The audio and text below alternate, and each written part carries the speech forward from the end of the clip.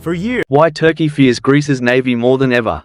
Turkey has the second largest military in NATO, a massive army, and ambitions are dominating the eastern Mediterranean. So why is Ankara suddenly so nervous about tiny Greece? The answer lies at sea. Greece's navy, once outdated and overlooked, is now transforming into a force powerful enough to box in Turkey, threaten its trade routes, and even outgun it in key battles. And with new submarines, advanced frigates, and powerful alliances, Turkey is more worried than ever. Stay tuned, because what's happening in the Aegean could change the balance of power forever. For centuries, Greece and Turkey have been locked in a rivalry that shapes the entire eastern Mediterranean.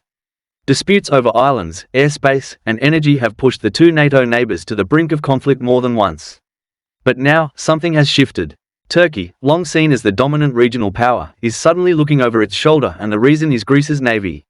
Once written off as outdated, it has rapidly transformed into a cutting-edge force backed by powerful allies. Today, we're breaking down why Ankara fears the Hellenic navy more than ever, and how this naval build-up could change the future of the Mediterranean. To understand why, you have to look at the geography. The Aegean Sea is dotted with hundreds of Greek islands, many of them sitting just a stone's throw away from the Turkish coast. This gives Greece an enormous territorial advantage not only in controlling the sea lanes, but also in projecting power right up against Turkey's shoreline. In peacetime, this geography is inconvenient for Ankara. In a crisis, it's potentially devastating. Whoever controls the Aegean controls the choke points, the trade routes, and the ability to bottle up or break out a navy. For decades, Turkey believed it could neutralize this advantage with sheer numbers and size. But Greece's new naval strategy has flipped the balance.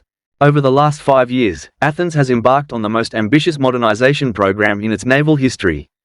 Billions have been poured into acquiring state-of-the-art frigates from France, stealthy corvettes, advanced submarines, and long-range anti-ship missile systems.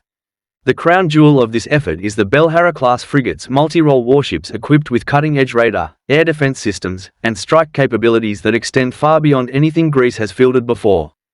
These vessels, built with French technology and integrated into NATO networks, have given Greece not just modern ships, but ships capable of controlling the skies and seas simultaneously.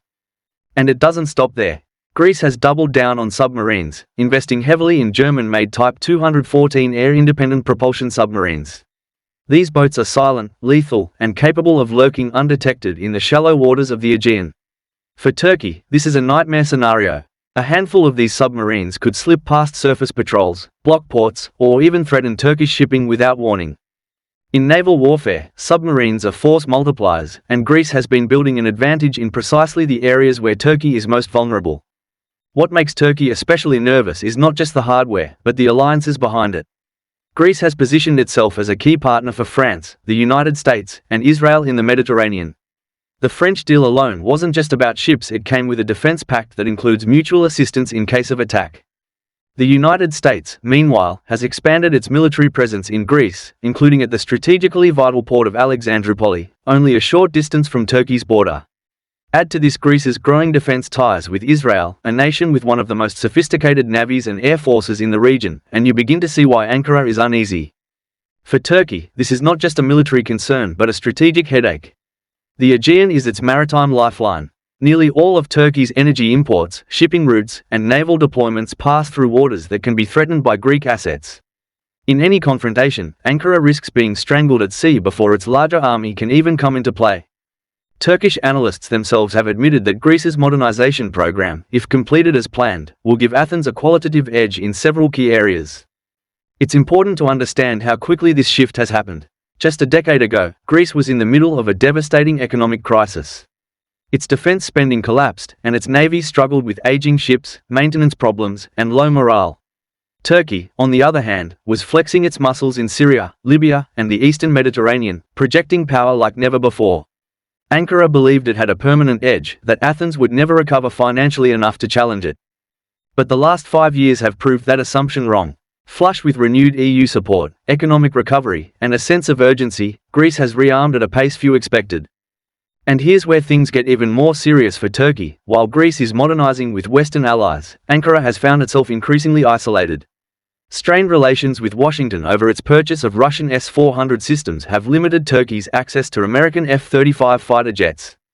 European partners remain cautious, and while Turkey has invested in its own indigenous defense industry, including its new Anadolu amphibious assault ship and plans for a blue water navy, many of these projects are delayed, over budget, or still untested. Meanwhile, Greece's acquisitions are already being delivered, crewed, and deployed. This imbalance is beginning to show in exercises. Joint drills between Greece, France, and the United States in the Mediterranean have highlighted the new capabilities Athens brings to the table. Turkish media has reported unease over the sheer scale of these drills, especially when Greek frigates are seen operating seamlessly with American carrier groups. In one scenario, Greek air defense systems successfully simulated intercepting long-range Turkish missile threats, a not so subtle message about what could happen in a real clash. But beyond the technical details, there's a psychological factor that cannot be ignored. For years, Turkey saw itself as the dominant power in the region. Its navy patrolled confidently, its air force tested Greek defenses, and its drones shifted battlefields from Libya to the Caucasus. Yet now, for the first time in decades, Ankara is having to reckon with a neighbor that is not just catching up, but arguably surpassing it in key domains at sea. That realization is creating anxiety, and anxiety can lead to miscalculation. Let's not forget Cyprus, another flashpoint where the balance of naval power matters enormously. Greece's ability to project naval power around the island, combined with growing partnerships with Cyprus itself and Israel, places Turkey in a bind. Any future crisis over gas fields or drilling rights could quickly escalate into a maritime showdown. And unlike in the past, Turkey could no longer assume that it would dominate such a clash. Instead, it risks facing a coordinated response from a Greek-led coalition with superior technology and stronger alliances. Public perception also matters. In Greece, the naval build-up has been framed as a matter of national survival, a shield to defend its islands and sovereignty against Turkish aggression.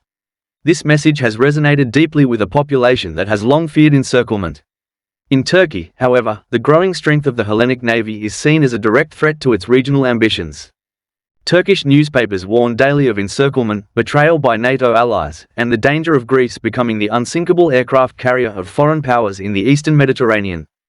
And here lies the core of why Turkey fears Greece's navy more than ever. It's not simply the ships or submarines.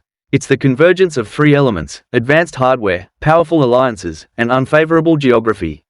One or two of these alone would be manageable, but together, they create a strategic equation that Ankara cannot solve easily.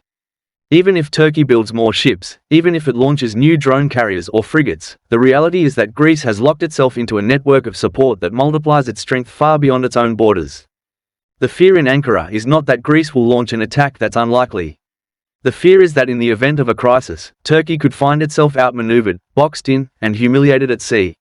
In the high-stakes world of regional power politics, perception of weakness can be just as damaging as defeat. And Turkey knows that if it loses credibility in the Aegean, it risks losing its ability to shape events in the Mediterranean, the Middle East, and beyond. Turkey may have the numbers, the size, and the ambition, but Greece has geography, alliances, and a navy that is quickly becoming one of the most formidable in Europe. For Ankara, that means every future crisis in the Aegean or Eastern Mediterranean could tilt against it, no matter how strong its army looks on paper. The Hellenic Navy has become more than just a shield for Greece, it's a dagger pointed straight at Turkey's most vulnerable points. And that's why, in 2025, Turkey fears Greece's navy more than ever. But what do you think? Has Greece already tipped the balance of power at sea, or can Turkey's military industry catch up before it's too late? Let me know your thoughts in the comments below, and if you enjoyed this breakdown, don't forget to like, subscribe, and hit the bell so you don't miss the next big story shaping global power. Thanks for watching, and I'll see you in the next video.